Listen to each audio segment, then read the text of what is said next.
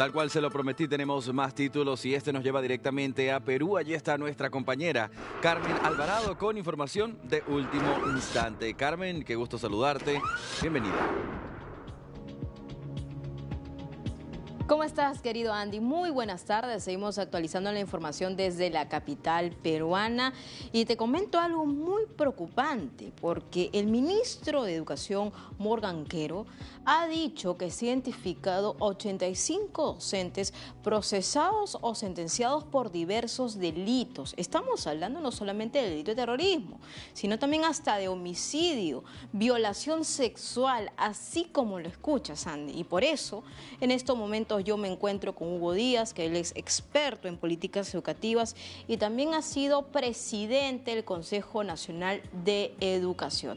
Muchas gracias, señor Hugo, por estar con DiNews a través de las pantallas de DirecTV. Muy buenas tardes. Buenas tardes, un gusto estar con ustedes. Sus primeras impresiones, es un balance preocupante. Docentes con investigaciones, procesados, sentenciados, incluso por homicidio. Así es, realmente preocupante porque hay esfuerzos que se han hecho desde el punto de vista normativo. Por ejemplo, se actualizó la ley de carrera docente tratando de poner sanciones más severas para este tipo de casos. Se ha dado recientemente una nueva ley especial para esto, pero al parecer las estrategias normativas no son suficientes, ¿no? Porque el número de casos, digamos, de denuncias sobre estos temas, pues han aumentado considerablemente y en cambio los retiros de profesores de las escuelas siguen cayendo, ¿no? Entonces allí hay un problema que más que normativo es un problema de gestión que debería abordarse a partir de un conocimiento más integral de cuál es la magnitud del problema. Daría la impresión de que no tenemos ese conocimiento porque la solución no solamente consiste en reducir los casos, sino en sentar las bases para que ya no se produzcan más casos en el futuro. Exactamente. Y Andy, aquí es preocupante porque te estoy hablando que son 85 casos solamente en la capital peruana.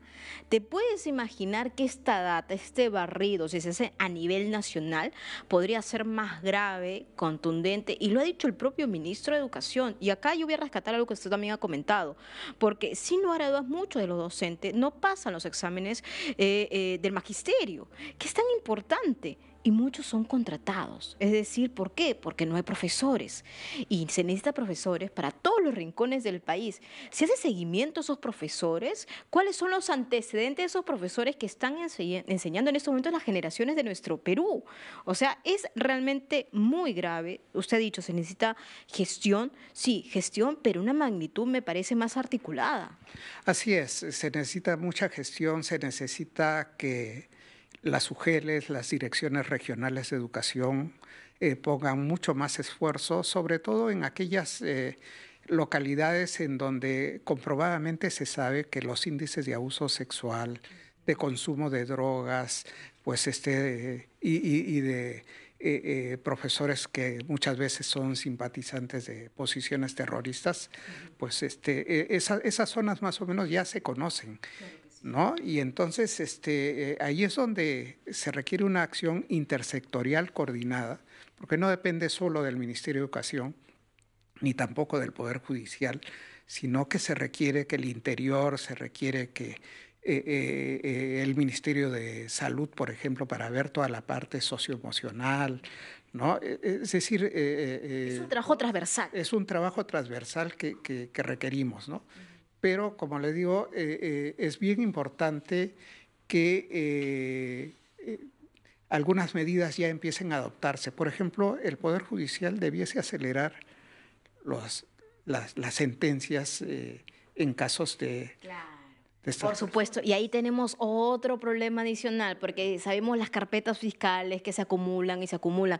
Y ustedes se preguntarán, los que nos están escuchando en estos momentos, ¿qué ha pasado con estos docentes identificados? Pues han sido separados de sus cargos, pero solamente estamos hablando de la capital de Lima. Y eso nos lleva a pensar en las otras provincias, departamentos, donde evidentemente no hay un barrido oficial. Tengo otros datos también para compartir con todos ustedes. Se ha dicho que 80 auxiliares de educación de la Unidad de Gestión Educativa Local UGEL número 6 han fraguado sus documentos para quedarse en el cargo. Estamos hablando de personas que asisten a los docentes, que ayudan también, digamos, en esta gestión educativa en todos los colegios que han sido, pues, investigados, analizados, y que ellos mismos habrían fraguado sus documentos para quedarse en sus cargos. No solamente eso, han habido 466 docentes a nivel nacional, ¿no?, por violencia sexual que han sido denunciados en los últimos meses. Es otra cifra que es más que preocupante. Así es, ¿no? Y esos dos ejemplos son bien valiosos para explicar la magnitud del problema, ¿no? Por un lado, porque los auxiliares son tan cercanos como el profesor a un estudiante, ¿no?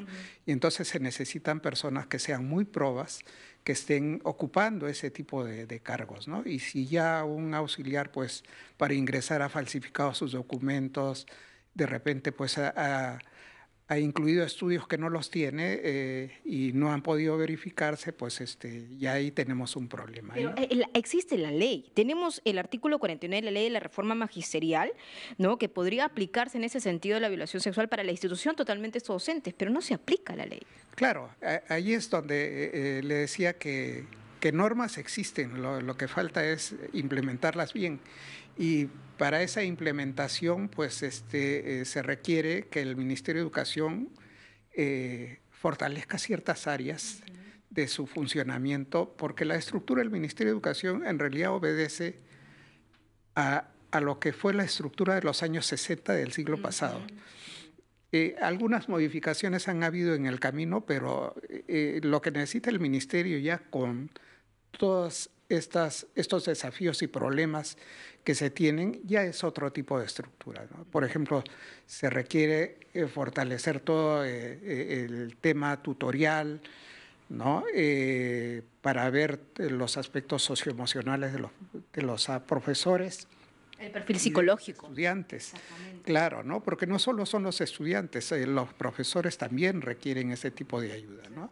Se requiere fortalecer la alianza con los padres de familia. Bueno, mi última pregunta también va dirigida a lo siguiente, porque si bien hay denuncias, como las hay en diferentes aspectos, también la presunción de inocencia. Es decir, hay que valernos de la data, por ejemplo, de los que son sentenciados, y que ahí la institución debe ser clara, categórica. Y en los procesados, digamos, se puede incluso entender el contexto, la particularidad de cada caso para poder hacer un tratamiento adecuado, porque hay que decirlo también, ciertamente, muchos docentes son vinculados con algún tipo de actividad irregular, criminal, y finalmente no es así. Así es. Hay varios temas ahí que yo creo que es bien importante decir, ¿no? En primer lugar, la plataforma que tiene el Poder Judicial sobre sentenciados, acusados, es una plataforma que hay que actualizarla permanentemente. No puede estar desactualizada porque en esa desactualización se pueden escapar casos de profesores que van a seguir trabajando, ¿no? Claro que sí. Lo segundo es que, de acuerdo a las normas, pues se puede tomar acciones con aquellos profesores que ya tienen sentencia, ¿no?, que ya tienen una pena, pero aquellos que están en proceso pueden seguir trabajando. Entonces, para eso hay que buscar una solución, y yo pienso que una de las soluciones que podría darse es que en los concursos de contrato y de nombramiento, aquellos profesores que estén en proceso de investigación tengan un puntaje menor, digamos, en el total de criterios que se toman en cuenta, ¿no? Es importante lo que dice el señor Hugo Díaz, el ex experto en políticas educativas, es presidente también del Consejo Nacional de Educación. Y yo solamente me quedo con una reflexión, Andy, que de pronto si se tiene esa data que podría simplemente ser un ápice de lo que realmente está pasando, me pregunto es, ¿qué está pasando en todo el país, en todos los rincones donde evidentemente ni siquiera se recoge data de situaciones más vulnerables. Bueno, y estamos hablando en estos momentos de educadores, de docentes. Yo le agradezco mucho por haber estado con nosotros. Muchas gracias, señor Hugo. Un placer. Y yo retorno contigo a estudio, Sandy. Carmen Alvarado, te agradecemos a ti, al invitado, por esta jornada y permitirnos entender lo que es noticia en el Perú. Tengan excelente tarde.